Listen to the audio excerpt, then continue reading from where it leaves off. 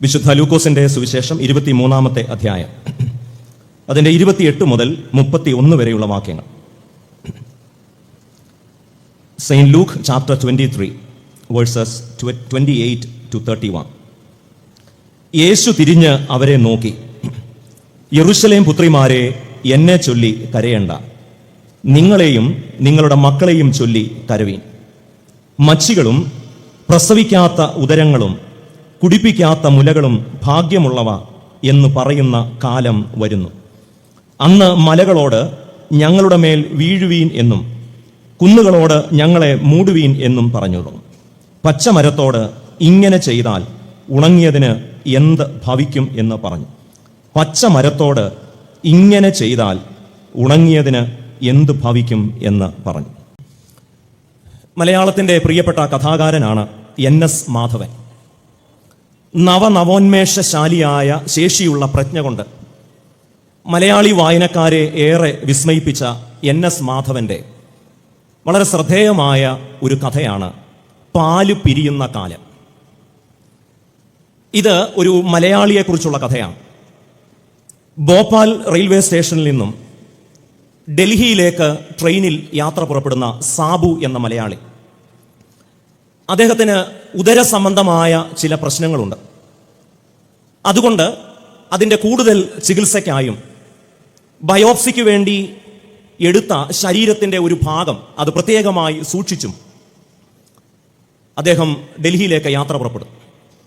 രാത്രി ഉറങ്ങാൻ കിടന്നപ്പോൾ അതേ കമ്പാർട്ട്മെന്റിലുള്ള അൽക്ക എന്ന ഒരു സ്ത്രീ സാബുവിനോട് പറഞ്ഞു, എനിക്ക് ലോവർ ബെർത്ത് വേണം, താങ്കൾക്കധികം പ്രായമില്ലല്ലോ, താങ്കൾക്ക് മുകളിലത്തെ ബെർത്തിൽ കിടക്കുന്നതിന് വിരോധമുണ്ടോ?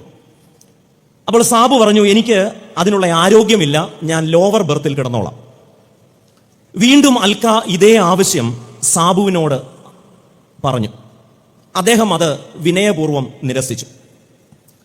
തൻ്റെ ഇംഗിതത്തിന് വഴങ്ങാത്തതുകൊണ്ടും തൻ്റെ ആവശ്യം അംഗീകരിക്കാത്തതുകൊണ്ടും കുപിതയായ അൽക്ക നേഗി സാബുവിനോട് പറഞ്ഞു, ഡൽഹിയിലെത്തട്ടെ, ഞാൻ നിങ്ങളെ കൊല്ലും. രണ്ടുപേരും കിടന്നുറങ്ങി. രാവിലെ ഉണർന്നപ്പോൾ സാബുവിനൊരു കൗതുകം. അൽക്കായോട് ചോദിച്ചു, നിങ്ങൾ കഴിഞ്ഞ രാത്രി പറഞ്ഞല്ലോ ഡൽഹിയിലെത്തിയാൽ എന്നെ കൊല്ലുമെന്ന്, നിങ്ങൾ എങ്ങനെയാണ് കൊല്ലാൻ ഉദ്ദേശിക്കുന്നത്? അപ്പോൾ അൽക്ക പറഞ്ഞു, അവിടുത്തെ അന്തരീക്ഷം വെച്ച് ഞാൻ നിങ്ങളെ കൊല്ലും. സാബുവിനൊന്നും മനസ്സിലായില്ല. സാബു പറഞ്ഞു, ശരിയാണ്, ഡൽഹിയിൽ ധാരാളം മലിനീകരണം ഉള്ളതുകൊണ്ട് എനിക്ക് മാത്രമായി ഡൽഹിയിലെ കാലാവസ്ഥയൊന്നും ബാധിക്കില്ല, നിങ്ങളെയും ഒരുപോലെയാണല്ലോ ബാധിക്കുന്നത്. അപ്പോൾ അൽക്ക പറഞ്ഞു, അന്തരീക്ഷത്തിലെ മാലിന്യത്തെക്കുറിച്ചല്ല, അതിലെ കാണാൻ പറ്റാത്ത അണുക്കളെ പറ്റിയാണ് ഞാൻ സംസാരിക്കുന്നത്. ആ കൂട്ടത്തിൽ പെട്ടതാണ് പാല് പിരിക്കുന്ന അണുക്കൾ. പാല് പിരിഞ്ഞാൽ അറിയാമല്ലോ, പിന്നെ കൂടിച്ചേരില്ല, രണ്ടും രണ്ടാണ്. അങ്ങനത്തെ അണുക്കൾ വായുവിൽ പെറ്റുപെരുകുന്ന കാലമാണ്. ഡൽഹി റെയിൽവേ സ്റ്റേഷനിൽ ഇറങ്ങുന്നു. ഇദ്ദേഹത്തിൻ്റെ കയ്യിലുള്ള ഈ മാംസം ഒരു പ്രത്യേക സ്വഭാവത്തിലുള്ള ഇറച്ചിയാണ് എന്ന് ഈ ന്യൂസ് അവർ പ്രചരിപ്പിക്കുകയും ഒരു വലിയ ആൾക്കൂട്ടം സാബുവിനെ തല്ലി കൊല്ലാതെ കൊല്ലുകയുമാണ്. പാല് പിരിയുന്നത് പോലെ വെറുപ്പ് സാധാരണമായിക്കൊണ്ടിരിക്കുന്ന ഒരു കാലമാണ്. വെറുപ്പിൻ്റെ അണുക്കൾ, വെറുപ്പിൻ്റെ വൈറസ് നമ്മുടെ നാട്ടിൽ പാല് പിരിയുന്നത് പോലെ സാധാരണമാണ്. അന്തരീക്ഷം വെറുപ്പിന് പറ്റിയതാണ്. കൗശലപൂർവം അതിനെ ഉപയോഗിച്ചാൽ മതി. വികാരങ്ങൾക്ക് തീ പിടിക്കണം എന്ന് മാത്രം. പാല് പിരിയുന്നത് പോലെ രക്തം പിരിയുന്ന കാലമാണ് ഇത്. വെറുപ്പിൻ്റെ വൈറസ് വല്ലാതെ പെരുകുന്ന കാലത്ത്, രക്തം പാല് പിരിയുന്നത് പോലെ പിരിയുന്ന കാലത്ത് യേശു കർത്താവിൻ്റെ ക്രൂശ് മരണത്തെ എങ്ങനെയാണ് നാം ധ്യാനിക്കേണ്ടത്? തീർച്ചയായും ക്രൂശ് മരണത്തെ ഒരു രക്ഷാകര സംഭവം എന്ന നിലയിൽ, മനുഷ്യവർഗത്തിൻ്റെ പാപങ്ങൾ മോചിച്ച സംഭവം എന്ന നിലയിൽ, നമ്മെ ദൈവത്തോട് നിരപ്പിച്ച സംഭവം എന്ന നിലയിൽ, നമ്മെ വീണ്ടെടുത്ത സംഭവം എന്ന നിലയിൽ അതിന് വലിയ പ്രാധാന്യമുണ്ട്. എന്നാൽ നാം ജീവിക്കുന്ന ഈ കാലത്ത് മനുഷ്യന്റെ ശരീരം രക്തവും മാംസവുമായി പിരിയുന്ന കാലത്ത് പാല് പിരിയുന്നത് പോലെ രക്തം പിരിയുന്ന കാലത്ത് അങ്ങനെ മാത്രം ധ്യാനിച്ചാൽ മതിയാകുമോ? മറ്റേതെങ്കിലും വിധത്തിലൂടെ യേശുവിൻ്റെ ക്രൂശുമരണത്തെ നമുക്ക് ധ്യാനിക്കാനാവുമോ? അങ്ങനെ ഒരു ധ്യാനം ഈ കാലം നമ്മോട് ആവശ്യപ്പെടുന്നില്ലേ? സച്ചിദാനന്ദന്റെ വളരെ പ്രസിദ്ധമായ ഒരു കവിതയാണ് അവസാനം. ആ കവിതയുടെ ചുരുക്കം ഇങ്ങനെയാണ്: ഒരു ദിവസം തുകൽ സഞ്ചികളും ചെരുപ്പുകളും ഉണ്ടാക്കാൻ വെളുപ്പും തവിട്ടു നിറവും കറുപ്പ് നിറവുമുള്ള ഉണങ്ങിയ തോൽ കിട്ടി. തുകലുകളിലെ ചില നമ്പറുകൾ ശ്രദ്ധിച്ചപ്പോഴാണ് തുകൽ സഞ്ചികളും ചെരുപ്പുകളും ഉണ്ടാകുന്ന ആളുകൾക്ക് മനസ്സിലായത് സ്വന്തം ചുമലിലുള്ള അതേ അക്കങ്ങളൊക്കെ തന്നെയാണ് ഈ ഉണങ്ങിയ തുകലിലുമുള്ളത്. അപ്പോഴാണ് അവർക്ക് മനസ്സിലായത് ഇത് തങ്ങൾക്കൊപ്പം കഴിഞ്ഞ ജയിലിലെ ചില തടവുകാരുടെ തൊലിയാണ്. ഇങ്ങനെ ഒരു കാലത്താണ് നമ്മൾ ജീവിക്കുന്നത്, രക്തം പിരിയുന്ന കാലം. നാം ഇന്ന് വായിച്ച ഈ വേദഭാഗത്ത് തൻ്റെ ക്രൂശുമരണത്തെ കണ്ട് ഒരുപക്ഷെ മനുഷ്യ ചരിത്രത്തിലെ ഏറ്റവും എക്സ്ക്രൂഷിയേറ്റിംഗ് ആയ, ഏറ്റവും കാഠിന്യമുള്ള വേദന കണ്ട് തന്നെ സ്നേഹിക്കുന്നവർ വല്ലാതെ അലമുറയിട്ട് കരയുകയാണ്. യേശു പറയുകയാണ്, നിങ്ങൾ എന്നെ ഓർത്ത് കരയേണ്ട. എന്താണ് ഈ വേദഭാഗത്തിന്റെ ആ വാക്കിന്റെ അർത്ഥം? യേശുവിൻ്റെ കുരിശിനെ ഓർത്തല്ല ഈ കാലത്തിൽ കരയേണ്ടത്. നമ്മളെയും നമ്മളുടെ മക്കളെയും നമ്മുടെ നാടിനെയും നമ്മുടെ തലമുറകളെയും ഓർത്ത് അലമുറയിടേണ്ട കാലമാണിത്. യേശു പറയുന്നു, എന്നെ ചൊല്ലി നിങ്ങളാരും കരയേണ്ട. അതുകൊണ്ട് ദുഃഖവെള്ളിയാഴ്ച യേശുവിൻ്റെ പീഡാനുഭവത്തെ ഓർത്ത് കരഞ്ഞ് സംതൃപ്തി അടയുന്നവരായി തീരാനല്ല ദൈവം നമ്മളെക്കുറിച്ച് ആഗ്രഹിക്കുന്നത്. നമ്മൾ അലമുറയിട്ട് നിലവിളിക്കേണ്ട കാലമാണ്. അത് യേശുവിൻ്റെ മരണത്തെ ഓർത്തിട്ട് മാത്രമല്ല, നമ്മുടെ തലമുറകളെ ഓർത്തിട്ട്. എന്നിട്ട് യേശു വീണ്ടും പറയുകയാണ്, ഒരു വലിയ കാലം വരികയാണ്, അതിനെ നമുക്ക് അന്ത്യകാലം എന്ന് വിളിക്കാം. ഈ അന്ത്യകാലത്ത് ഭാഗ്യനിർഭാഗ്യങ്ങൾ കീഴ്മേൽ മറിയുന്ന കാലമാണ്. ഭാഗ്യമെന്ന് കരുതുന്നതൊക്കെ നിർഭാഗ്യമായും നിർഭാഗ്യമെന്ന് കരുതുന്നതൊക്കെ ഭാഗ്യമായും അങ്ങനെ ഭാഗ്യനിർഭാഗ്യങ്ങളുടെ കുഴമറിച്ചിലും കീഴ്മേൽ മറിച്ചിലും നടക്കുന്ന ഒരു കാലമാണ്. മച്ചികൾ ഭാഗ്യവതികൾ എന്ന് വിളിക്കപ്പെടുന്ന കാലം വരികയാണ്. പ്രസവിക്കാത്ത ഉദരങ്ങൾ ഭാഗ്യമുള്ളവ എന്ന് പറയുന്ന ഒരു കാലം വരികയാണ്. കുടിപ്പിക്കാത്ത മുലകൾ ഭാഗ്യമുള്ളവ എന്ന് പറയുന്ന ഒരു കാലം വരികയാണ്. അന്ന് നിങ്ങൾ മലകളോട് പറയും, ഞങ്ങളുടെ മേൽ വന്ന് വീഴുവീൻ. അന്ന് നിങ്ങൾ കുന്നുകളോട് പറയും, ഞങ്ങളെ നിരത്തുവീൻ. പച്ചമരത്തോട് ഇങ്ങനെയാണെങ്കിൽ ഉണക്കമരത്തോട് എങ്ങനെയായിരിക്കും? ഇന്നത്തെ നമ്മുടെ കുറിവാക്യം അതാണ്. പച്ചമരത്തോട് ഇങ്ങനെയാണെങ്കിൽ ഉണക്കമരത്തോട് എങ്ങനെയായിരിക്കും? നമ്മുടെ ഈ ധ്യാനത്തിന് 2 ഘട്ടങ്ങളായിട്ടാണ് ക്രമീകരിച്ചിരിക്കുന്നത്. യേശുവിൻ്റെ ക്രൂശുമരണം തന്നെയാണ് വിഷയം. എന്നാൽ യേശുവിൻ്റെ ക്രൂശുമരണം എന്ന സംഭവം അത് കാലത്തിൻ്റെ നേരെ പിടിക്കുന്ന ഒരു കണ്ണാടിയായിട്ടൂടെ തീരണം. വേദപുസ്തകത്തിൽ പരാമർശിച്ചിരിക്കുന്ന ക്രൂശീകരണ സംഭവം അത് നമ്മൾ ഇന്ന് ജീവിക്കുന്ന കാലത്തിൻ്റെ നേരെ പിടിച്ചാൽ അന്ന് നടന്നതൊക്കെ തന്നെ ആവില്ലേ ഈ കണ്ണാടിയിൽ തെളിയുന്നത്? ഇതിൻ്റെ 1-ാം ഭാഗമായി പറയാൻ ഞാൻ ആഗ്രഹിക്കുന്നത്, യേശുവിൻ്റെ ക്രൂശുമരണത്തിനോടനുബന്ധിച്ച് നടക്കുന്ന ഒരു മഹാസഖ്യത്തിൻ്റെ രൂപപ്പെടലാണ്. നമ്മുടെ ഒരു രാഷ്ട്രീയ ഭാഷയിൽ പറഞ്ഞാൽ മഹാഗഡ്ബന്ധൻ, മഹാസഖ്യം. പ്രത്യക്ഷത്തിൽ കീരിയും പാമ്പും പോലെയുള്ള ശക്തികൾ, ഒരു കുട്ടനാടൻ ഭാഷ കടമെടുത്താൽ കുണ്ടളപ്പാല പോലെ തമ്മിൽ ചേരാത്ത മനുഷ്യർ ഒരുമിച്ച് കൂടി വരികയാണ്. ഇവരെല്ലാവരും കൂടെ ഒരുമിച്ച് വരുന്ന ഒരു മഹാസഖ്യം യേശുവിനെ കൊല്ലുന്നതിനായി ഉണ്ടാവുകയാണ്. ഇന്നും ആൾക്കൂട്ട കൊലപാതകങ്ങളുടെ കാലമാണ്. ഇന്നും അനേക സഖ്യങ്ങൾ മനുഷ്യരെ കൊല്ലാൻ വേണ്ടി ഉണ്ടായിക്കൊണ്ടിരിക്കുകയാണ്. മത്തായിയുടെ സുവിശേഷം 26-ാമത്തെ അധ്യായത്തിൽ അതിൻ്റെ 3-4 വാക്യങ്ങളൊക്കെ നമ്മൾ വായിക്കുമ്പോൾ അവിടെ കാണുന്നുണ്ട്, അന്ന് മഹാപുരോഹിതന്മാരും ജനത്തിൻ്റെ മൂപ്പന്മാരും കയ്യാഫ പുരോഹിതന്റെ മണ്ഡപത്തിൽ വന്നുകൂടി യേശുവിനെ ഉപായത്താൽ പിടിച്ച് കൊല്ലുവാൻ ആലോചിച്ചു. അപ്പോൾ യേശുവിനെ കൊല്ലുക എന്നതാണ് ഈ കൂട്ടായ്മയുടെ ലക്ഷ്യം. മഹാപുരോഹിതന്മാർ, ജനത്തിന്റെ മൂപ്പന്മാർ, ന്യായാധിപ സംഘം, ശാസ്ത്രിമാർ, പീലാത്തോസ്, ഹെരോദാവ്, കയ്യാഫ, ഇങ്ങനെ ഒരു 7 ഇന സഖ്യമാണ്. വേണമെങ്കിൽ ഒരു 7 ഇന മുന്നണി എന്ന് വേണമെങ്കിൽ പറയാം. മഹാപുരോഹിതന്മാരുണ്ട്, മഹാപുരോഹിതന്മാരുടെ മഹാപുരോഹിതനായ കയ്യാഫ ഉണ്ട്, ജനത്തിന്റെ മൂപ്പന്മാരുണ്ട്, ന്യായാധിപ സംഘം, നമ്മുടെ കമ്മിറ്റി എന്നോ കൗൺസിൽ എന്നൊക്കെ പറയാം, ശാസ്ത്രിമാർ, പീലാത്തോസ്, ഹെരോദാവ്. അപ്പോൾ ഇവരെന്തിനാണ് ഒരുമിച്ച് കൂടുന്നത്? ഈ കൂട്ടായ്മയുടെ, ഈ കൂടിവരവിൻ്റെ, ഈ ഉപജാപക സംഘത്തിൻ്റെ, ഈ കോൺസ്പിറസിയുടെ ലക്ഷ്യം ഈ 7 ശക്തികൾക്കും ഈ 7 വിഭാഗത്തിൽപ്പെട്ട മനുഷ്യർക്കും ഒരു പൊതു ശത്രു ഉണ്ടായി എന്നതാണ്. അപ്പോൾ ഇവരെയൊക്കെ തമ്മിൽ യോജിപ്പിക്കുന്ന ഒരേ ഒരു ഘടകം, പുരോഹിതന്മാർക്ക് യേശു ഒരു ശത്രുവാണ്, ജനത്തിന്റെ മൂപ്പന്മാർക്ക് യേശു ഒരു ശത്രുവാണ്, അവിടുത്തെ കൗൺസിൽ അംഗങ്ങൾക്ക്, ന്യായാധിപ സംഘത്തിന് യേശു ഒരു ഭീഷണിയാണ്, ശാസ്ത്രിമാർക്ക് യേശു ഒരു ശല്യമാണ്, കയ്യാഫാവിന് യേശു ഒരു അലോസരമാണ്, പീലാത്തോസിനും നാടുവാഴിക്കും യേശു അവരുടെ നിലനിൽപ്പിന് ഭീഷണിയാണ്. അതുകൊണ്ട് ഈ 7 പേരെയും ഒരുമിപ്പിക്കുന്ന ഏക ഘടകം യേശു എന്ന കോമൺ ത്രട്ടാണ്. യേശുവിനെ കൊല്ലുന്നതിന്, ഒരുപക്ഷെ നമ്മൾ ഈ കൊല്ലുന്നു എന്ന വാക്ക് നമുക്ക് അങ്ങോട്ട് സ്വീകരിക്കാൻ ഒരു അല്പം ബുദ്ധിമുട്ടാണ്. യേശു മരിച്ചു എന്ന് പറയാനാണ് നമുക്കിഷ്ടം. എന്നാൽ മരിച്ചു എന്നതിനെ നമ്മൾ ആത്മീകമായ അർത്ഥത്തിൽ കാണുമ്പോഴും വേദപുസ്തകത്തിൽ ഉപയോഗിച്ചിരിക്കുന്ന വാക്ക് അവനെ കൊല്ലുവാൻ, കൊല്ലുവാൻ, കൊല്ലുവാൻ എന്ന് തന്നെയാണ്.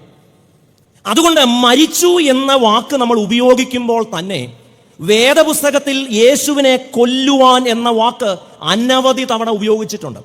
ഗാന്ധിജി മരിച്ചതാണോ കൊന്നതാണോ, ഇത് തമ്മിൽ വ്യത്യാസമുണ്ട്. അതുകൊണ്ട് ഇവര് ഒരു ഉപായത്താൽ യേശുവിനെ കൊല്ലണം. അധികാരമാണ് ഇവരുടെ പ്രധാന ലഹരി. മദ്യവും മയക്കുമരുന്നും പുകയിലയൊക്കെ ലഹരിയാണെന്ന് പറയുമ്പോൾ ഒരുപക്ഷെ ലോകം കണ്ടിട്ടുള്ള ഏറ്റവും വലിയ ലഹരി, ഏറ്റവും മാരകമായ ലഹരി എന്ന് പറയുന്നത് ഒരു പക്ഷേ ഈ ലോകത്തിലെ എല്ലാ നാശങ്ങളുടെയും പ്രധാന കാരണം അധികാരം എന്ന വലിയ ലഹരിയാണ്. ഇവിടെ നമ്മൾ വളരെ കൗതുകകരമായി കാണുന്ന ഒരു കാര്യം, പ്രത്യക്ഷത്തിൽ ശത്രുക്കളായിരുന്ന ഹെരോദാവും പീലാത്തോസും, നമ്മുടെ ഒരു സിനിമാറ്റിക് ഭാഷയിൽ പറഞ്ഞാൽ പ്രത്യക്ഷത്തിൽ അവർ ശത്രുക്കളായിരുന്നെങ്കിലും അവർക്കിടയിലുള്ള അന്തർധാര സജീവമായി. ശ്രീനിവാസനിയുടെ മരിച്ചതുകൊണ്ടൊന്ന് സ്മരിച്ചത്. ലൂക്കോസിന്റെ സുവിശേഷം 23-ാമത്തെ അധ്യായത്തിൽ അതിൻ്റെ 12-ാമത്തെ വാക്യത്തിൽ യേശു എന്ന പൊതുഭീഷണിയെ അവസാനിപ്പിക്കാൻ, എലിമിനേറ്റ് ചെയ്യാൻ എന്താണ് ഹെരോദാവും പീലാത്തോസും തമ്മിൽ നടത്തുന്ന കൂട്ടുകെട്ട് എന്നൊക്കെ നമുക്ക് നോക്കാം. ലൂക്കോസ് 23 നമ്മൾ ഇന്ന് വായിച്ച 11-ാം അധ്യായത്തിന്റെ 12-ാമത്തെ വാക്യം. അവിടെ പറയുന്നു, ഹെരോദാവ് തന്റെ പടയാളികളുമായി അവനെ പരിഹസിച്ച് നിസ്സാരനാക്കി ശുഭ്രവസ്ത്രം ധരിപ്പിച്ച് പീലാത്തോസിന്റെ അടുക്കൽ മടക്കി അയച്ചു. അടുത്ത വാചകമാണ് ശ്രദ്ധിക്കേണ്ടത്. അന്ന് ഹെരോദാവും പീലാത്തോസും തമ്മിൽ ബഡ്ഡിയായി. ഒന്ന് ആലോചിച്ച് നോക്കിയേ. അതിന് തൊട്ടടുത്ത വാചകം, മുമ്പേ അവർ തമ്മിൽ വൈരമായിരുന്നു. കണ്ടോ? ഒരാളെ അവസാനിപ്പിക്കാൻ, ഒരാളെ ഇല്ലായ്മ ചെയ്യാൻ ഒരിക്കലും കണ്ണെടുത്താ തമ്മിൽ കണ്ടുകൂടാത്ത മനുഷ്യർ ഒരുമിച്ച് കൂടും. ഉദാഹരണങ്ങൾ സഭയിലും സമൂഹത്തിലും ഒത്തിരി പറയാനുണ്ട്. ബർത്ത്ഡേ ആയതുകൊണ്ട് പറയുന്നില്ല, ഇന്നിച്ചിരി നല്ല കുട്ടിയായിരിക്കാമെന്ന് വിചാരിച്ചു. ഇത് നമ്മുടെ നാട്ടിൽ നോക്കിയാൽ മതി. ഏതെങ്കിലും ഒരു വ്യക്തി ഒരു 3-4 വിഭാഗത്തിൽപ്പെട്ട ആളുകൾക്ക് ഒരു പൊതുഭീഷണിയാകുമ്പം ഒരിക്കലും കണ്ടാ മിണ്ടാത്തവർ പോലും ചക്കരയും തേങ്ങയോ. ഇനിയിപ്പോൾ ഇലക്ഷനൊക്കെ വരുമ്പോൾ കണ്ടോണം ഞാൻ ഈ പറഞ്ഞത്, ഹെരോദാവും പീലാത്തോസും ഒക്കെ ബഡ്ഡി ആവുന്ന കാലം വരിക. കാരണം ഹെരോദാവിനും പീലാത്തോസിനും 2 പേർക്കും തീർക്കേണ്ടത് ഒരാളെയാണ്. മഹാപുരോഹിതന്മാർക്ക് തീർക്കണം, ശാസ്ത്രിമാർക്ക് തീർക്കണം, ന്യായാധിപ സംഘത്തിന് തീർക്കണം, കയ്യാഫാവിന് തീർക്കണം. ചുരുക്കത്തിൽ മത നേതൃത്വത്തിനും രാഷ്ട്രീയ നേതൃത്വത്തിനും ഒരുപോലെ അവസാനിപ്പിക്കേണ്ട ആളാണ് യേശു. ചുരുക്കത്തിൽ യേശു ജീവിച്ചിരുന്ന കാലത്ത് യേശു രാഷ്ട്രീയ നേതൃത്വത്തിനും മത നേതൃത്വത്തിനും ഒരുപോലെ ഭീഷണിയായിരുന്നു. അതുകൊണ്ട് യേശുവിൻ്റെ ഐഹിക ജീവിതത്തിന്, യേശുവിൻ്റെ പരസ്യ ജീവിതത്തിന് ഇങ്ങനെയും ഒരു തലമുണ്ട്. അതുകൊണ്ട് യേശുവിൻ്റെ പൊതുജീവിതത്തെയും പരസ്യ ശുശ്രൂഷയെയും വളരെ നിസ്സാരവൽക്കരിച്ച് കാണുന്ന ഒരു കാലത്ത് നമ്മൾ ജീവിക്കുമ്പോൾ, യേശു സുഖമാക്കിയതും കാഴ്ച കൊടുത്തതും 5 അപ്പം കൊണ്ട് 5000 പേരെ പോഷിപ്പിച്ചതുമായി മാത്രം യേശുവിനെ ചുരുക്കുന്നത് യേശുവിൻ്റെ പരസ്യ ജീവിതത്തോട് കാണിക്കുന്ന അവഹേളനമാണ്. He was a common threat. ഒരേ സമയം രാഷ്ട്രീയ നേതൃത്വത്തിനും അതേസമയം മത നേതൃത്വത്തിനും യേശു ഒരു പൊതു ഭീഷണിയായി തീരുകയാണ്. അവിടെ പറഞ്ഞിരിക്കുന്നു, അന്ന് പീലാത്തോസും ഹെരോദാവും ഭായി അന്നവർ ഡിങ്കോൾഫിയായി, പിള്ളേരുടെ ഭാഷ പറഞ്ഞു. അതുവരെ കൊല്ലാൻ നിന്നവരാണ്, അതുവരെ പിച്ചാത്തി എടുത്തുകൊണ്ട് നിന്നവരാണ്, അതുവരെ കാലുവാരിയവരാണ്. അന്നുവരെ കാലുവാരിയവർക്ക് മനസ്സിലായി യേശു ജീവിച്ചിരിക്കുന്നത് നമുക്ക് പ്രശ്നമാണ്, ഇന്ന ആൾ സ്ഥാനാർത്ഥിയാവുന്നത് നമുക്ക് ശരിയല്ല, അതുകൊണ്ട് നമുക്കങ്ങ് ഒരുമിക്കാം. അന്ന് മുതൽ പീലാത്തോസും ഹെരോദാവും സ്നേഹിതന്മാരായി തീർന്നു. എനിക്കൊരു ഉദാഹരണം പറയണമെന്നുണ്ട്, പക്ഷെ വിടുക. എന്നാൽ ഇങ്ങനെ പറയുമ്പോഴും ഈ മത നേതാക്കന്മാരെ നമ്മൾ ശ്രദ്ധിക്കണം. അവർ ഭയങ്കര പുള്ളികളാണ്. യോഹന്നാന്റെ സുവിശേഷം 18-ാം അധ്യായത്തിൽ അതിൻ്റെ 28-ാമത്തെ വാക്യത്തിൽ മനോഹരമായ ഒരു വാചകം അവിടെയുണ്ട്. പുലർച്ചയ്ക്ക് അവർ യേശുവിനെ കയ്യാഫാവിന്റെ അടുക്കൽ നിന്ന് ആസ്ഥാനത്ത്, പിലാത്തോസിന്റെ ആസ്ഥാനത്തേക്ക് കൊണ്ടുപോയി. തങ്ങൾ അശുദ്ധമാകാതെ പെസഹ കഴിപ്പാൻ തക്കവണ്ണം ആസ്ഥാനത്തിൽ കടന്നില്ല. കണ്ടോ, കൊല്ലാൻ നേരത്തു എന്തോ നോക്കുന്നുണ്ട്. ഇതാണ് ഉഡായിപ്പ് സംഘം എന്നൊക്കെ പറഞ്ഞു. ഇവരെന്തിനാണ് കൂടിയത്? യേശുവിനെ കൊല്ലാന്. പക്ഷെ അങ്ങനെ കൊല്ലുമ്പോൾ പോലും അവരെ ശുദ്ധി അശുദ്ധി നിയമങ്ങൾ പാലിക്കുന്നു. അവര് ആസ്ഥാനത്ത് കയറിയില്ല. കാരണം അശുദ്ധമായി പോയാലോ? ഉപായത്താൽ യേശുവിനെ കൊല്ലേണ്ടതിന് ഒരു വലിയ മഹാഗഡ്ബന്ധൻ, ഒരു മഹാസഖ്യം രൂപപ്പെടുക. ഈ മഹാസഖ്യത്തിന് ഒരൊറ്റ ലക്ഷ്യമേ ഉള്ളൂ, അവരുടെ സ്ഥാനത്തിനും അവരുടെ നിലനിൽപ്പിനും ഒരു ഭീഷണിയും ഉണ്ടാവരുത്. അത് പുരോഹിതന്മാരും ശാസ്ത്രിമാരും പീലാത്തോസും കയ്യാഫാവും ഹെരോദാവും ഇവരെ ഒരുമിക്കുന്നത് എന്തിനാണെന്നറിയാമോ? സ്വന്തം സ്ഥാനം ഉറപ്പിക്കണം. യേശു അതിന് ഭീഷണിയാണ്. നമ്മൾ ഈ പറഞ്ഞ 7 വിഭാഗത്തിലുള്ള മനുഷ്യരെ സംബന്ധിച്ചിടത്തോളം ഇവരെല്ലാം ഒരു സ്ട്രക്ചറിന്റെ, ഒരു ഘടനയുടെ കാവൽക്കാരാണ്. എം.എൻ. വിജയൻ മാഷ് ഇങ്ങനെയുള്ള കൂട്ടായ്മകളെ, ഇത്തരം മനുഷ്യരെ നിർവചിക്കാൻ, അവരെ മനസ്സിലാക്കാൻ മനോഹരമായ ഒരു സാദൃശ്യം പറയുന്നു. വിജയൻ മാഷ് പറയുന്നത്, ഇത് ക്രൂശീകരണത്തോടുള്ള സംഭവത്തിലാണ് ഞാൻ പറയുന്നത്, മാഷ് വേറൊരു കോണ്ടെക്സ്റ്റിൽ പറയുന്നു എന്ന് മാത്രമേ. മാഷ് പറയുന്നത് ഇങ്ങനെയുള്ള ഒരു അധികാരവർഗമുണ്ട്. സ്ഥാനം വിട്ടുകൊടുക്കാത്ത, സ്ഥാനം മാറിക്കൊടുക്കാത്ത, സ്ഥാനം ഉറപ്പിക്കാൻ വേണ്ടിയുള്ള ആളുകളുണ്ട്. അവരെ സംബന്ധിച്ചിടത്തോളം മുട്ട വിരിഞ്ഞില്ലെങ്കിലും കുഴപ്പമില്ല, തോട് പൊട്ടരുത്. എന്തോ മനസ്സിലായി? അവര് വളരെ ഹാപ്പിയാണ്. തോട് പൊട്ടുന്നില്ലല്ലോ. തോടെങ്ങനെ പൊട്ടും? ഉള്ളിൽ ചത്തിരിക്കുകയാണ്. അതുകൊണ്ട് മാഷ് പറയുന്നത്, ഇന്നത്തെ മത രാഷ്ട്രീയ നേതൃത്വത്തിന്റെ പ്രത്യേകത, അവരുടെ പ്രധാന ശ്രദ്ധ അധികാരം ഉറപ്പിക്കുകയാണ്. എന്ന് പറഞ്ഞാൽ തോട് പൊട്ടരുത്. ഉള്ളിലിരിക്കുന്നത് ചത്ത് നാറിയാലും ശരി, തോട് പൊട്ടരുത്. നമ്മൾ ശാന്തമായി നമ്മളെ തന്നെ ഒന്ന് ആലോചിച്ച് നോക്കിക്കേ. തോട് പൊട്ടിയെങ്കിലേ ജീവൻ ഉണ്ടാവൂ. യേശു പറയുന്നു, ഗോതമ്പ് മണി നിലത്തു വീണ് ചാവണം. ചില തോടുകൾ പൊട്ടിയെങ്കിലേ ജീവന്റെ നാമ്പുണ്ടാവൂ. നമ്മളെ സംബന്ധിച്ചിടത്തോളം ജീവൻ ഇല്ലെങ്കിലും കുഴപ്പമില്ല. അതുകൊണ്ട് ഈ ഘടനയുടെ മേൽ, ഈ ഘടനയെ നന്നാക്കാൻ, വിരിയിക്കാനെന്നും പറഞ്ഞ് ഈ മുട്ടയുടെ പുറത്ത് ഇരിക്കുന്നവരൊന്നും അടക്കോഴികളല്ല, കാലൻ കോഴികളാണ്. എന്താണ് അടക്കോഴിയും കാലൻ കോഴിയും തമ്മിലുള്ള വ്യത്യാസം? അടക്കോഴിക്ക് മുട്ടയുടെ തോട് പൊട്ടണം. കാരണം എന്തിനാണ് അടയിരിക്കുന്നത്? ജീവൻ ഉണ്ടാവണം. എന്നാൽ അടക്കോഴി എന്ന വ്യാജേന കോഴിയുടെ മുട്ടയുടെ പുറത്ത് ഇരിക്കുന്നതൊക്കെ അടക്കോഴിയാണോ കാലൻ കോഴിയാണോ എന്ന് നമ്മൾ ആലോചിക്കണം. തോട് പൊട്ടാതെ ജീവൻ ഉണ്ടാവില്ല. ഇവരുടെ മഹാഗഡ്ബന്ധൻ എന്തിനാണ്? തോട് പൊട്ടരുത്. ആര് ചത്താലും സഭ ഇല്ലാതായാലും സംഘടന നശിച്ച് നാറാണക്കല്ലായാലും ആൾ വന്നില്ലെങ്കിലും എന്ത് നാശം സംഭവിച്ചാലും തോട് പൊട്ടരുത്. എന്നെ കേൾക്കുന്ന പ്രിയപ്പെട്ടവരെ, നമ്മളൊക്കെ പല പല സഖ്യങ്ങളുടെ ഭാഗമാണ്. നമ്മൾ അടക്കോഴികളാണോ കാലൻ കോഴികളാണോ? നമ്മൾ ഇരിക്കുന്നിടത്ത് ഒരൊറ്റ മുട്ട വിരിയല്.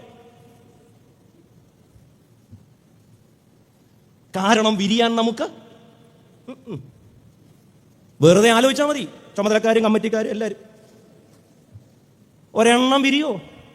3 കൊല്ലം ഇരിക്കും ഒരു പള്ളിയിൽ. ഇരിക്കുകയല്ലാതെ വിരിയത്തില്ല. 3-ൽ കൂടുതലുണ്ട്, അത് നമ്മൾ പറയുന്നില്ല. അപ്പോൾ മഹാഗഡ്ബന്ധൻ, മഹാശാസ്ത്രിമാരും പുരോഹിതന്മാരും കയ്യാഫാവും പീലാത്തോസും ഹെരോദാവും അതുവരെ ശത്രുക്കളായിരുന്നവർ ഒരുമിക്കുകയാണ്. എന്തിനാണ്? അന്നു മുതൽ അവർ സ്നേഹിതന്മാരായത് എന്തിനാണ്? അടക്കോഴികൾ എന്ന വ്യാജേന ഇരുന്നവർ കാലൻ കോഴികളാണെന്ന് വിളിച്ചു പറഞ്ഞ ഒരുത്തനെ അവസാനിപ്പിക്കണം. അതുകൊണ്ട് ഇതുവരെ ആളുകളെ ധരിപ്പിച്ചിരുന്നത് തങ്ങൾ അടക്കോഴികളാണെന്നാണ്. എന്നാൽ ഇതാ നസറയത്തിലെ ഒരു തച്ചൻ, ഒരു ആശാരി ചെറുക്കൻ വിളിച്ചു പറയുന്നു, ഇതെല്ലാം വെള്ളതേച്ച ശവക്കല്ലറകളാണ്, ഇതൊന്നും അടക്കോഴികളല്ല, ഇതൊക്കെ കാലൻ കോഴികളാണ്. അതുകൊണ്ടാണ് യേശു യെരൂശലേം ദേവാലയത്തിന് നേരെ പറഞ്ഞത്, നിങ്ങൾ വിധവമാരെ വിഴുങ്ങുകയാണ്. ഇന്ന് രാത്രി എന്നെ കേൾക്കുന്ന പ്രിയപ്പെട്ടവരെ, ദൈവം നമുക്ക് ഓരോരോ അവസരങ്ങളും സാധ്യതകളും സ്ഥാനങ്ങളും ഒക്കെ തന്നിരിക്കുന്നത് ഒരു മുട്ടയും വിരിയാതെ ഇരിക്കാൻ ശ്രദ്ധിക്കാനല്ല. എൻ്റെ സ്ഥാനം പോയാലും തോട് പൊട്ടിയാലും കോഴിക്കുഞ്ഞ് പുറത്തോട്ട് വരണം. അതുകൊണ്ട് ഈ മഹാഗഡ്ബന്ധൻ, അടക്കോഴികളാവേണ്ടവർ കാലൻ കോഴികളാവുന്ന കാലത്ത് ഇതിനൊക്കെ ആവശ്യമുള്ള ആളുകളെയും കിട്ടും. ചിലരെ നമുക്ക് വാടകയ്ക്കെടുക്കാം. ഇവിടെ യൂദാസിനെ നോക്കിക്കേ, യൂദാസിനെ പൈസ കൊടുത്ത് വാങ്ങിക്കാം. അപ്പൊ അങ്ങനെ ഈ കാലൻ കോഴികൾ കുറച്ച് കാര്യങ്ങൾ ഔട്ട്സോഴ്സ് ചെയ്യും. അല്ല, ഈ അങ്ങനത്തെ ന്യൂജൻ ഭാഷയാണ്, എല്ലാം കൂടെ ഒരുമിച്ച് അവർക്ക് ചെയ്യാൻ പറ്റും. അതുകൊണ്ട് അവർ ഈ ഉത്തരവാദിത്തങ്ങൾ ഡെലിഗേറ്റ് ചെയ്യും. എങ്ങനെയാണ്? ഒറ്റുന്ന പണി ഒരുത്തനെ ഏൽപ്പിക്കും. കാരണം വാടകയ്ക്ക്, സ്വന്തം ബുദ്ധിയും നാവും വാടകയ്ക്ക് കൊടുക്കുന്നവരെ പൈസ കൊടുത്ത് വാങ്ങും. എന്നാൽ വേറെ ചില ആളുകളുണ്ട്, പീലാത്തോസിനെ പോലുള്ളവരാണ്. അവരങ്ങ് നീതിമാന്മാരാണ്, എന്നാൽ അതേ സമയം വലിയ കൗശലക്കാരുമാണ്. പീലാത്തോസ് നീതിമാനാണ്, പക്ഷേ ഭയങ്കര കൗശലക്കാരൻ. അങ്ങനെയുള്ളവരെ കണ്ടിട്ടുണ്ടോ?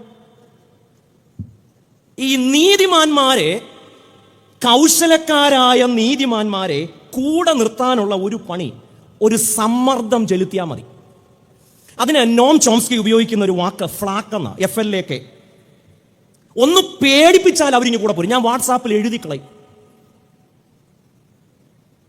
ഞാൻ ഫേസ്ബുക്കിൽ പോസ്റ്റ്. ഇതിന്റെ പേരാണ്, ഇത് ഞാൻ പറഞ്ഞാൽ നിങ്ങളത് സ്റ്റാൻഡേർഡായിട്ട് എടുക്കത്തില്ല. ഇത് Noam Chomsky manufacturing the consent എന്ന പുസ്തകത്തിൽ ഉപയോഗിക്കുന്ന വാക്കാണ് ഫ്ലാക്ക്, FLAK. എന്ന് പറഞ്ഞാൽ വരുത്തിയാൽ ചിലരെ വരുത്തണം, ചിലരെ പെരട്ടണം.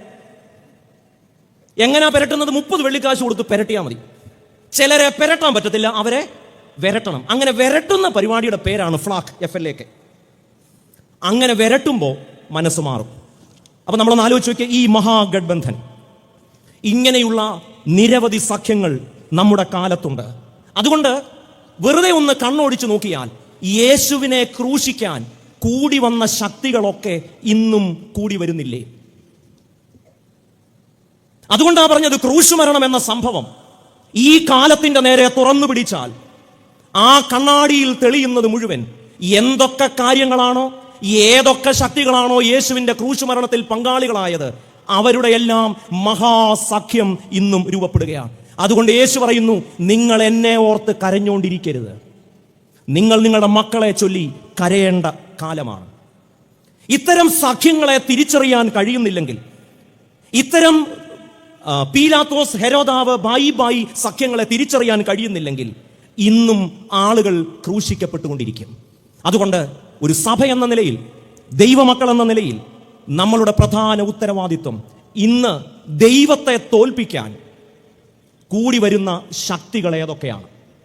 ഏതൊക്കെ പീലാത്തോസും ഏതൊക്കെ ഹെരോദാവുമാണ് ഭായി ആവുന്നത്? ഓരോ സ്ഥലങ്ങളിലും ഇന്ന് ഗഡ്ബന്ധനുണ്ട്. ഇത്തരം മഹാസഖ്യങ്ങൾ. ഇനിയിപ്പോൾ ഇലക്ഷനുകൾ വരികയാണ്. എന്തിനു വേണ്ടിയാണ് ഈ കൂടിവരവുകൾ? അതുകൊണ്ട് നിങ്ങൾ എന്നെ ഓർത്ത് കരയണ്ട. യേശു പറയുന്നു, പച്ചമരത്തോട് ഇങ്ങനെ ചെയ്തെങ്കിൽ നിങ്ങൾ നിങ്ങളുടെ മക്കളെ ഓർത്ത് കരണം. കാരണം ഉണക്കമരത്തിന്റെ അവസ്ഥ എന്താവും? ഇനി നമ്മുടെ ധ്യാനത്തിന്റെ രണ്ടാമത്തെ ഘട്ടത്തിലേക്ക് പ്രവേശിക്കാം. ഇങ്ങനെ കൂടി വന്നതുകൊണ്ട് മാത്രം ഒരു ലക്ഷ്യവും നടപ്പിലാവില്ല. അതിന് ചെയ്യേണ്ട ഒരു കാര്യം, എന്താണോ ഈ മഹാഗഡ്ബന്ധൻ, ഈ വ്യാജ മഹാസഖ്യമുണ്ടല്ലോ, മഹാപുരോഹിതന്മാരും കയ്യാഫാവും ഹെരോദാവും പീലാത്തോസും ന്യായശാസ്ത്രിമാരും ന്യായാധിപ സംഘവും മഹാപുരോഹിതന്മാരും, ഇവരുടെ എല്ലാം മനസ്സിൽ ഒരു കാര്യമുണ്ട്: യേശുവിനെ ഇല്ലാതാക്കണം. എന്നാൽ ഇത് തങ്ങളുടെ താല്പര്യമല്ല, ഇത് ജനഹിതമാക്കി മാറ്റണം. ഇതിനാണ് നമ്മളൊരു വാക്ക് സാധാരണ ഉപയോഗിക്കും: പൊതുജന സമ്മത നിർമ്മിതി. നമ്മുടെ മനസ്സിലുള്ള ഒരു ലക്ഷ്യം, നമ്മുടെ മനസ്സിലുള്ള ഒരു അജണ്ട, അത് നമ്മുടെ അജണ്ടയാണെന്ന് പറയാതെ ഇത് ജനങ്ങളുടെ താല്പര്യമാണെന്ന് വരുത്തി തീർക്കണം. ആ വാചകം നിങ്ങൾ വളരെ ശ്രദ്ധിക്കണം. ഇത് 2000 വർഷങ്ങൾക്ക് മുൻപ് യേശുവിന്റെ ക്രൂശ് മരണത്തിൽ മാത്രം നടന്ന കാര്യമല്ല. നമ്മൾ ഇന്ന് ജനഹിതം, ജനാഭിപ്രായം, ജനങ്ങളുടെ താല്പര്യം എന്ന് പറയുന്നതൊന്നും ജനങ്ങളുടെ താല്പര്യമല്ല. അത് നമ്മുടെ താല്പര്യമാക്കി ആരൊക്കെയോ മാറ്റുകയാണ്. ഇത് നമ്മൾ അറിയുന്നില്ല എന്നുള്ളതാണ് സംഗതി. നമുക്കിനി അതിൻ്റെ വിശദാംശങ്ങൾ, എങ്ങനെയാണ് ഈ 6 അല്ലെങ്കിൽ 7 ശക്തികൾ ഒരുമിച്ച് കൂടി വന്നിട്ട് യേശുവിനെ കൊല്ലാനുള്ള അവരുടെ പദ്ധതി ജനഹിതമാക്കി മാറ്റിയത്. അപ്പോൾ യേശുവിനെ കൊല്ലുന്നത് ഈ അധികാരവർഗത്തിൻ്റെ താല്പര്യമാണെങ്കിലും അവരൊരു പ്രത്യേക വിധത്തിൽ ഓപ്പറേറ്റ് ചെയ്ത് അവസാനം ഇത് ജനങ്ങളുടെ താല്പര്യമാക്കി മാറ്റി. ഇന്നും അങ്ങനെയല്ലേ? അത് ഇന്ത്യയുടെ ആകമാനമായ സാഹചര്യം നോക്കിയാലും എല്ലാം അങ്ങനെയാണ്.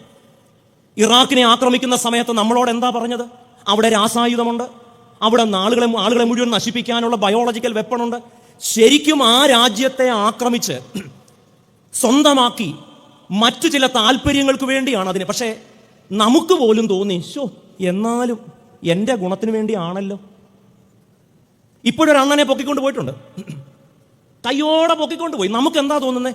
എൻ്റെ ആവശ്യത്തിന് വേണ്ടിയാണ്. അതുകൊണ്ട് എന്താണ് മാനുഫാക്ചറിങ് ദ കൺസെന്റ് എന്ന് പറഞ്ഞാൽ? നമ്മളെ കൊണ്ട് സമ്മതിപ്പിക്കുന്നു, നമുക്ക് തോന്നുന്നു നമ്മൾ സമ്മതിച്ചിട്ടാണ് കാര്യം നടക്കുന്നതെന്ന്. മറ്റൊരർത്ഥത്തിൽ പറഞ്ഞാൽ ആരുടെയൊക്കെയോ സ്വാർത്ഥ താല്പര്യങ്ങൾ നമ്മുടെ താല്പര്യങ്ങളാക്കി മാറ്റിയെടുക്കും. അത് നമുക്കൊന്ന് ഓരോന്നോരോന്നായിട്ട് നോക്കാം. അതുകൊണ്ട് ഈ യേശുവിനെ കൊല്ലുക എന്നത് ഞാൻ ഈ പറഞ്ഞ ആളുകളുടെ താല്പര്യങ്ങളാണ്. പക്ഷെ അവസാനം അത് ആരുടെ ഹിതമായി മാറി? അത് പീലാത്തോസിന്റെ അരമന മുറ്റത്ത് കൂടിയിരുന്ന ജനക്കൂട്ടത്തിന്റെ ആവശ്യമായി മാറി. എങ്ങനെയാണ് ഇവരിത് നടപ്പിലാക്കിയതെന്ന് നമുക്കൊന്ന് നോക്കാം. സമയത്തിന്റെ കുറവ് കൊണ്ട് വേഗത്തിൽ ഞാൻ പറഞ്ഞ് അവസാനിപ്പിക്കും. അതിൽ ഒന്നാമത് നമ്മൾ കാണുന്നത് ലൂക്കോസിന്റെ സുവിശേഷം 23-ാമത്തെ അധ്യായം അതിന്റെ 2ഉം 5ഉം വാക്യങ്ങളിൽ പറയുന്നുണ്ട്: യേശുവിന്റെ പഠിപ്പിക്കലും ഉപദേശങ്ങളും ഒക്കെ രാജ്യത്ത് കലാപമുണ്ടാക്കുകയാണ്. നമ്മുടെ നാട്ടിൽ ഇപ്പോൾ ഏറ്റവും ഇഷ്ടമുള്ള, ഏറ്റവും കൂടുതൽ പോലീസ് കേസുള്ള ഒരു ഇതാണ് കലാപാഹ്വാനം. കേട്ടിട്ടുണ്ടോ? ഇഷ്ടമില്ലാത്ത എല്ലാവർക്കെതിരെയും കലാപാഹ്വാനം. യേശുവിനെതിരെയും ചെയ്യുന്നത് അങ്ങനെയാണ്. അവിടെ പറയുന്നു, നമ്മൾ ഇന്ന് വായിച്ച അതേ അധ്യായത്തിന്റെ 2ഉം 5ഉം വാക്യങ്ങളിൽ പറയുന്നു, ജനത്തെ വഴി തെറ്റിക്കുന്നു. He is misleading our people. എന്നിട്ട് വീണ്ടും പറയുന്നു, ജനത്തിനിടയിൽ കലഹമുണ്ടാക്കും. മറ്റൊരർത്ഥത്തിൽ പറഞ്ഞാൽ ഈ ആളുകൾ പറയുകയാണ്, യേശു നാടിനു ഭീഷണിയാണ്. അതുകൊണ്ട് നിങ്ങൾക്ക് വിരോധമുള്ള ആളുകളെ ഉന്മൂലനം ചെയ്യാൻ രാഷ്ട്രീയ മതശക്തികൾ കണ്ടുപിടിക്കുന്ന ആദ്യത്തെ കാര്യം, ആരെയാണോ അവർക്ക് ഇല്ലാതാക്കേണ്ടത് അവരെ ഒരു കോമൺ ത്രട്ടായിട്ട് അവതരിപ്പിക്കും. അപ്പോൾ ഇവിടെ പറയുന്നു, ആഭ്യന്തര കലാപമുണ്ടാക്കാൻ യേശു ശ്രമിക്കുകയാണ്. വീണ്ടും 23-ാമത്തെ അധ്യായത്തിന്റെ 2-ാമത്തെ വാക്യത്തിൽ പറയുന്നു, യേശു പറഞ്ഞു, കരം കൊടുക്കരുത്. അത് ഒരു എന്താ പറയുക, ഒരു സാമ്പത്തിക ക്രൈമാണ്, സാമ്പത്തിക അരിക്ഷിതാവസ്ഥ സൃഷ്ടിക്കുക. എന്നാൽ യേശു എന്താ പറഞ്ഞത്? കൈസർക്കുള്ളത് കൈസർക്കും, ദൈവത്തിനുള്ളത് ദൈവത്തിന് കൊടുപ്പീൻ. പക്ഷേ ഈ ശക്തികൾ പറയുകയാണ്, ഒന്ന്, യേശു ജനത്തെ വഴിതെറ്റിക്കുന്നു, നാട്ടിൽ കലാപമുണ്ടാക്കാൻ ശ്രമിക്കുന്നു. ചുരുക്കത്തിൽ, he is a threat to the law and order. അവൻ നാട്ടിലെ ക്രമസമാധാനത്തിന് ഭീഷണിയാണ്. 2, യേശു പറയുന്നു കരം കൊടുക്കരുതെന്ന് അവൻ ആളുകളെ പറഞ്ഞു പഠിപ്പിക്കുന്നു, സാമ്പത്തിക കലാപം. 3, യേശു പറയുന്നു യേശു രാജാവാണെന്ന്, അധികാരത്തിന്റെ കലാപം. അതുകൊണ്ട് ആഭ്യന്തര കലാപം, സാമ്പത്തിക കലാപം, അധികാര കലാപം. മറ്റൊരർത്ഥത്തിൽ നമുക്കതിനെ ലളിതമായി പറയാം, ഇതിൻ്റെ പേരാണ് നാഷണലിസം. ഇന്ന് നമ്മൾ കേൾക്കുന്ന ദേശീയതയുണ്ടല്ലോ, ടോക്സിക് നാഷണലിസം, അതിതീവ്ര ദേശീയത എന്ന് പറയുന്ന സാധനം യേശുവിനെ ഇല്ലായ്മ ചെയ്യാൻ, അടക്കോഴികൾ കാലൻ കോഴികളാണെന്ന് വിളിച്ചു പറഞ്ഞതുകൊണ്ട് ന്യായം വിളിച്ചു പറയുന്നവനെ, നീതി വിളിച്ചു പറയുന്നവനെ ഇല്ലാതാക്കണം. അതുകൊണ്ട് അവർ രാജ്യസ്നേഹത്തിന്റെ കുപ്പായമണിയുകയാണ്. ഇന്നും നമ്മൾ കണ്ടുവരുന്ന ഏറ്റവും വലിയ പ്രത്യേകത രാജ്യസ്നേഹം, നാഷണലിസം എന്ന് പറയുന്നത് എത്ര സമർത്ഥമായിട്ടാണ് ശത്രുക്കളെ ഇല്ലാതാക്കാൻ ഉപയോഗിച്ചത്. അതുകൊണ്ട് ഇതൊന്നും 2026 കണ്ടുപിടുത്തമൊന്നുമല്ല. ഇതൊക്കെ 2000 കൊല്ലം മുമ്പ് യഹൂദന്മാരും റോമാക്കാരും ഭംഗിയായി. അതുകൊണ്ട് എന്നെ കേൾക്കുന്ന വിശ്വാസികളെ, ദേശീയത എന്നൊക്കെ കേൾക്കുമ്പോൾ കണ്ടമാനം രോമാഞ്ചം കൊള്ളാൻ വരട്ടെ. രാജ്യത്തോട് നമുക്ക് സ്നേഹമുണ്ട്, അത് പേട്രിയോട്ടിസം എന്നാണ് പറയുന്നത്. നമ്മുടെ നാട്, അതിനോട് സ്നേഹമുണ്ട്. പക്ഷേ ദേശീയത, നാഷണലിസം എന്ന് പറയുന്നതിൻ്റെ പിന്നിൽ ആരെയൊക്കെ ഇല്ലായ്മ ചെയ്യാനുള്ള ആസൂത്രണമാണ് എന്ന് തിരിച്ചറിയണം. യേശു പറയുന്നു, നിങ്ങൾ എന്നെ ചൊല്ലി ഒന്നും കരയണ്ട കേട്ടോ. അതുകൊണ്ട് ഇന്ന് ഈ അടൂർ ഭദ്രാസന കൺവെൻഷനിൽ സംബന്ധിക്കുന്നവർ യേശുവിനെ ഓർത്ത് കരയണ്ട, നിങ്ങൾ നിങ്ങളുടെയും നിങ്ങളുടെ മക്കളെയും ചൊല്ലിക്കരവീൻ. ഇവിടെ ദേശീയതയാണ് ഇവിടുത്തെ പ്രശ്നം. വീണ്ടും നമ്മൾ കാണുന്നു യേശുവിനെ കുറിച്ചുള്ള മറ്റൊരാരോപണം, യേശു ദൈവദൂഷണം പറയുന്നു. അതായത് എന്താണ് ദൈവദൂഷണം? ഞാൻ മനസ്സിലാക്കിയിരിക്കുന്നതിൽ നിന്നും വ്യത്യസ്തമായി എന്തെങ്കിലും പറഞ്ഞാൽ അത് ദൈവദൂഷണമാണ്. മത്തായിയുടെ സുവിശേഷം 27 അധ്യായത്തിന്റെ 62, മർക്കോസ് 14 55 മുതൽ 57 വരെയുള്ള വാക്യങ്ങൾ. അതിലവർ പ്രധാനമായും പറയുന്ന ഒരു കാര്യം, അതിലെ കള്ളസാക്ഷികൾ വരുന്നുണ്ട്. അപ്പൊ ഈ സാക്ഷ്യം പറയാനൊക്കെ ആളെ കിട്ടും ഇഷ്ടം പോലെ. അവർ വന്ന് പറയുകയാണ്, കുറെ പേര് വന്നു, ഒത്തില്ല. മത്തായിയുടെ സുവിശേഷം 26 അധ്യായം 50 മുതൽ 60 വരെയുള്ള വാക്കുകൾ പറയുന്നുണ്ട്. കള്ളസാക്ഷികൾ പലരും വന്നിട്ടും ഒത്തില്ല. അപ്പൊ അതിനേക്കാൾ ട്രെയിൻഡ് ആയ കള്ളസാക്ഷികൾ പച്ചമരത്തോട് ഇങ്ങനാണെങ്കിൽ, യേശുവിനെതിരെ കള്ളസാക്ഷ്യം പറയാൻ ആളെ കിട്ടുമെങ്കിൽ ഉണക്കമരത്തിന്റെ ഒക്കെ അവസ്ഥ പറയണം. എന്താണ് യേശു പറഞ്ഞതായി അവർ പറയുന്നത്? ദൈവമന്ദിരം പൊളിച്ച് 3 നാൾ കൊണ്ട് പണിയും. പക്ഷേ അവിടെ പറയുന്നു, യേശു പറഞ്ഞത് സ്വന്തം ശരീരത്തെക്കുറിച്ചാണ്. അതുകൊണ്ട് കള്ളസാക്ഷികളുടെ പ്രത്യേകത, അവർ സന്ദർഭത്തിൽ നിന്നും അടർത്തി മാറ്റി കാര്യങ്ങളെ കാണും. ഇപ്പൊ ഇതിന്റെയൊക്കെ റീല് വരുമ്പോൾ കണ്ടോണം, ഞാൻ പറഞ്ഞതുമായിട്ടൊന്നും ഒരു ബന്ധവും കാണുന്നില്ല.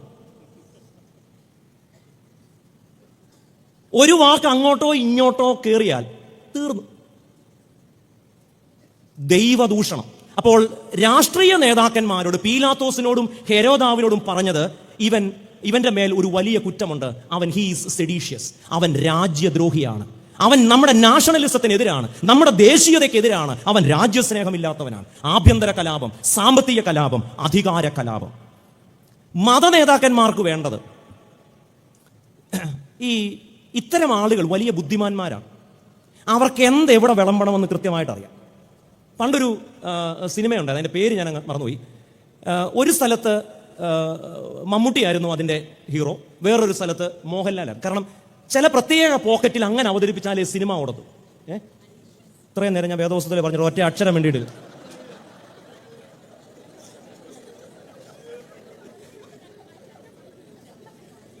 ആ പാട്ടൊക്കെ പാടുമ്പോഴത്തെ നിപ്പ് കണ്ടാവുണ്ടല്ലോ. എന്നാലും താങ്ക് യു.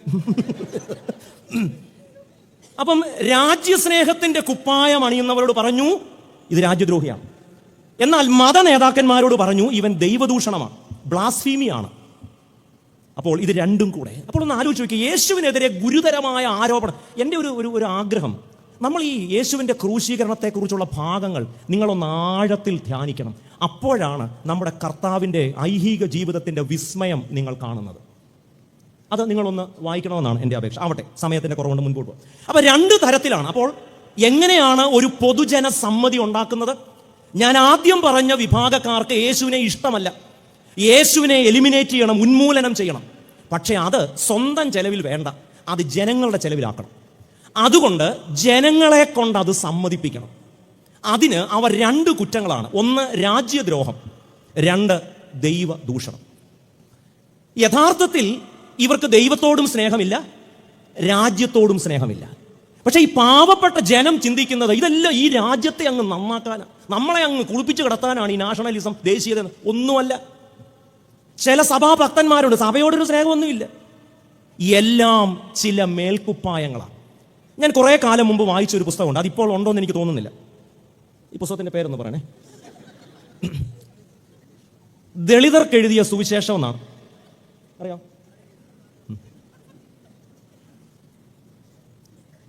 വി മുരളിയാണ് ആ പുസ്തകം എഴുതിയത്. അതിൽ മനോഹരമായ ഒരു കൊച്ചു കഥ പോലെ പറയുന്ന ഒരു Namboothiri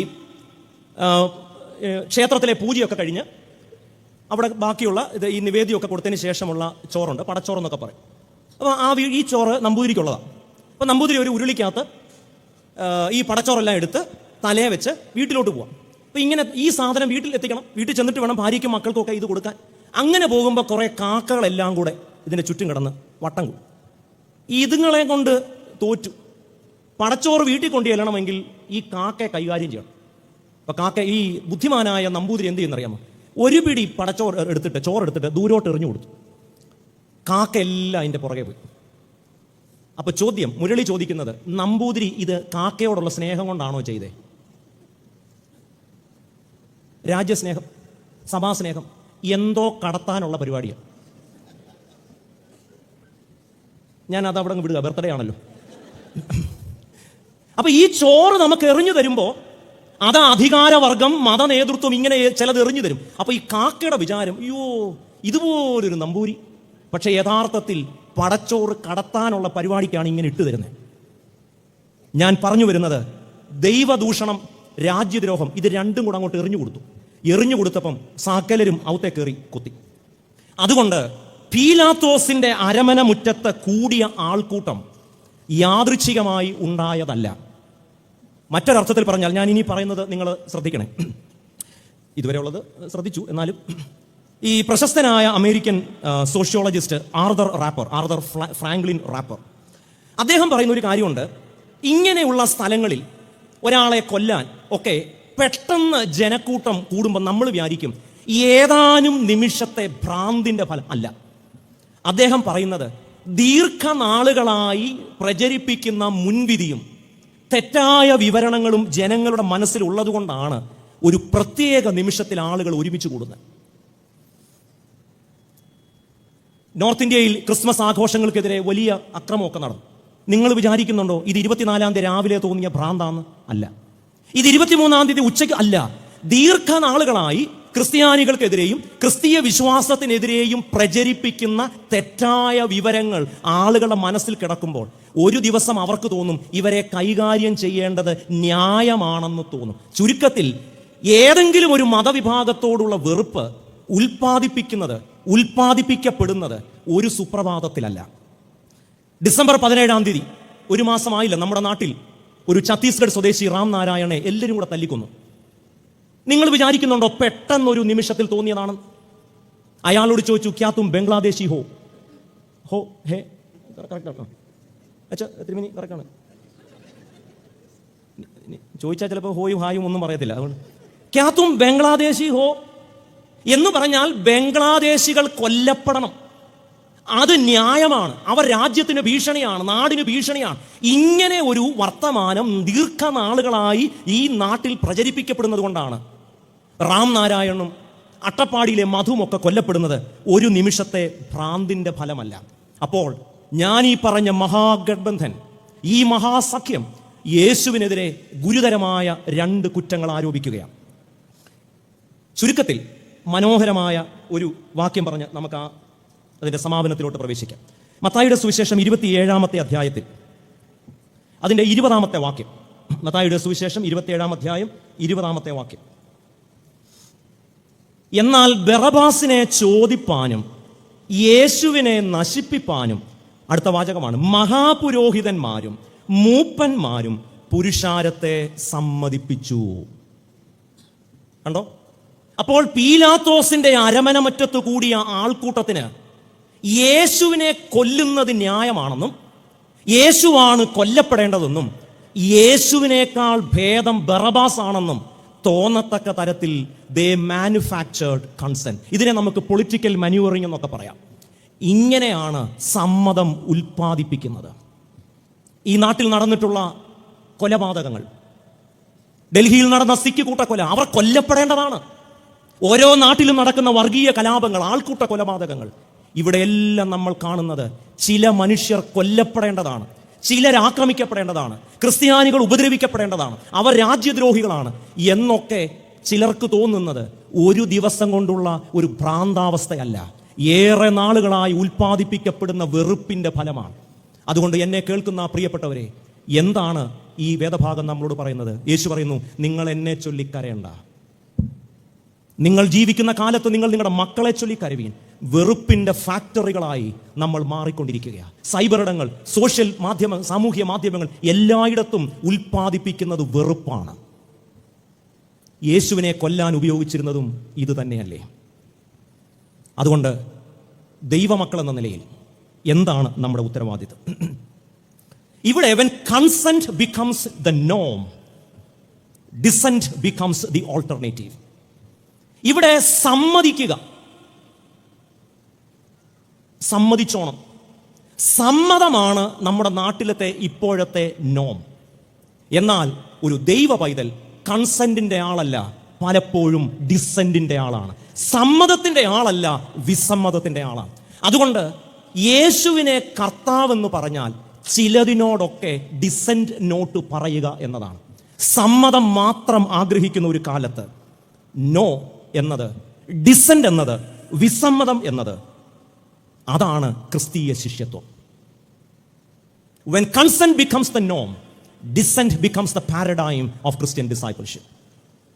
Every affirmation is a negation. ഏതു വിശ്വാസ പ്രഖ്യാപനവും ചിലതിൻ്റെ ഒക്കെ നിരാസമാണ്. ഇവിടെ യേശു കർത്താവാണ്, യേശു കർത്താവാണ് എന്ന് പറയുമ്പോൾ ചോദ്യം, നിങ്ങൾ എന്തിനെയൊക്കെയാണ് നിരസിക്കുന്നത്? അത് പ്രധാനമാണ് കേട്ടോ. നമ്മൾ ഇതിന്റെ ഒന്നാം ഭാഗം മാത്രമേ പറയത്തുള്ളൂ, Jesus is Lord, Jesus is Lord. അത് പറയണം. പക്ഷെ അത് പറയുമ്പോൾ നിങ്ങൾ എന്തിനോടൊക്കെയാണ് ഡിസെന്റ് പറയുന്നത്?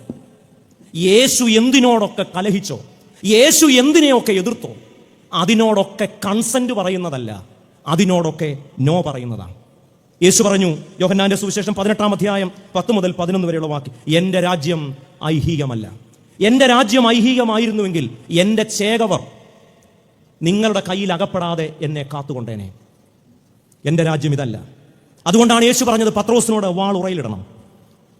മഹാപുരോഹിതന്റെ ദാസനായ മൽക്കോസിന്റെ കാതറക്കുന്നതല്ല ക്രിസ്തീയ ജീവിതം, അതല്ല ശിഷ്യത്വം. മൽക്കോസിന്റെ കാത് സുഖമാക്കുന്ന യേശുവാണ് നമ്മുടെ മാതൃക. മൽക്കോസിന്റെ കാത് വെട്ടിയ പത്രോസ് അല്ല, ആ കാത് സുഖമാക്കിയ, കൊല്ലാൻ വന്നവന്റെ കാത് സുഖമാക്കിയ യേശുവാണ് നമ്മുടെ മാതൃക. ഈ ക്രിസ്മസ് കാലത്ത് നമ്മൾ വിദ്വാൻമാരെ കുറിച്ച് ധ്യാനിച്ചല്ലോ. ഹെരോദാവിന്റെ കൽപ്പനയോട് അവർ ഡിസെന്റ് പറഞ്ഞു. എവിടെയാണ് യേശു ജനിച്ചത് എന്ന വർത്തമാനം പറയാൻ അറിയിക്കണം എന്ന് പറഞ്ഞപ്പോൾ വിദ്വാൻമാർ വേറെ വഴിയായി പോയി. This is the way of descent. എന്നാൽ ഇന്ന് വേ ഓഫ് കൺസെന്റ് ആണ് പ്രബലപ്പെടുന്നത്. അങ്ങനെ ഒരു കാലത്ത് വിസമ്മതത്തിന്റെ മാതൃകകൾ ക്രിസ്ത്യാനികൾ, ദൈവമക്കൾ സ്വീകരിക്കണം. അതുകൊണ്ട് യേശുവിനെ കർത്താവെന്ന് പറയുമ്പോൾ ചോദ്യം, എന്തിനോടൊക്കെയുള്ള നോയാണ് അതിലുള്ളത്? യേശു നോ പറഞ്ഞതിനോടൊക്കെ നോ പറയുമ്പോഴാണ് ജീസസ് ഈസ് ലോർഡ്, യേശു കർത്താവാണ് എന്ന് പറയുന്ന പ്രഖ്യാപനത്തിന് അർത്ഥമുണ്ടാകും. നമ്മളൊരു വല്ലാത്ത കാലമാണ്. ഈ കാലത്ത് നമുക്കെങ്ങനെ ജീവിക്കാനാവും? ഇത് രക്തം പിരിയുന്ന കാലമാണ്. ഒരു ഉദാഹരണം കൂടെ പറഞ്ഞ് ഞാൻ അവസാനിപ്പിക്കാം.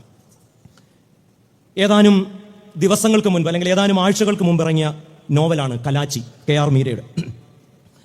അതിൻ്റെ 229-ാമത്തെ പുറത്ത് ഒരു ചെറിയ കഥ മീര പറയുന്നു. അതിങ്ങനെയാണ്: ഒരിക്കൽ ഒരു സൂഫി നടന്നു പോകുമ്പോൾ ആകാശത്ത് 2 പക്ഷികളെ കണ്ടു. ഒരെണ്ണം വാനമ്പാടിയായിരുന്നു, മറ്റേത് മൂങ്ങായും. ഒരേ ഇനത്തിലല്ലാതെ ഇണക്കിളികൾ ഉണ്ടാകുമോ എന്ന് സൂഫി അത്ഭുതപ്പെട്ടു. സൂക്ഷിച്ചു നോക്കിയപ്പോൾ കണ്ടത് ആ 2 പക്ഷികളുടെയും, വാനമ്പാടിയുടെയും മൂങ്ങയുടെയും ഓരോ കാൽ ഒരേ കെണിയിലാണ് അകപ്പെട്ടിരുന്നത്. ഈ കെണിയിൽ നിന്ന് രക്ഷപ്പെടാനുള്ള ഒരേ ഒരു മാർഗം, ഞാൻ വാനമ്പാടിയാണ്, നീ മൂങ്ങയാണ് എന്ന് പറഞ്ഞിട്ടില്ല. 2 പേരും കെണിയിലാണ്. വാനമ്പാടിയും മൂങ്ങയും ഒരുമിച്ച് പറക്കുക മാത്രമാണ് ഈ കെണിയിൽ നിന്നും രക്ഷപ്പെടാനുള്ള ഏകമാർഗം.